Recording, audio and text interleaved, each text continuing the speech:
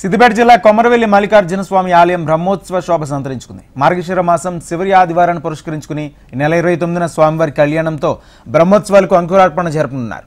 3 నెలల పాటు సాగే ఈ ఉత్సవాలకు తెలంగాణ, ఏపీతో పాటు మహారాష్ట్ర, ఒడిశా, ఛత్తీస్గఢ్, కర్ణాటక రాష్ట్రాల నుంచి భక్తులు భారీగా తరలివస్తారు. స్వామివారి కళ్యాణం జరిగే చోట తోటబావి వద్ద షామియానా, గ్యాలరీలు ఏర్పాటు చేస్తున్నారు. స్వామివారి కళ్యాణోత్సవానికి దేవాదాయ శాఖ మంత్రి కొండా సురేఖ, మంత్రి పొన్నం ప్రభాకర్, జనగామ ఎమ్మెల్యే పల్లా రాజేశ్వరరెడ్డి హాజరవుతారు. మంత్రి కొండా సురేఖ రాష్ట్ర ప్రభుత్వం తరపున స్వామివారికి పట్టు వస్త్రాలు, ముత్యాల తలంబ్రాలు సమర్పించనున్నారు.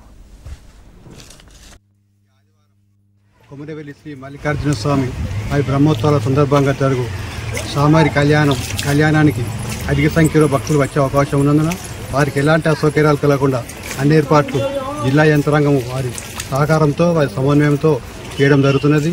ఈ సందర్భంగా స్వామివారి కళ్యాణానికి భక్తులు కూర్చున్న వీలుగా టెంట్స్, మరి స్వామివారి కళ్యాణ మండపము, మరి స్వామివారి దర్శనం చేసుకోవడానికి ఈరోజు ముందు నుంచే క్యూ లైన్స్ ఏర్పాటు చేయడం జరిగింది.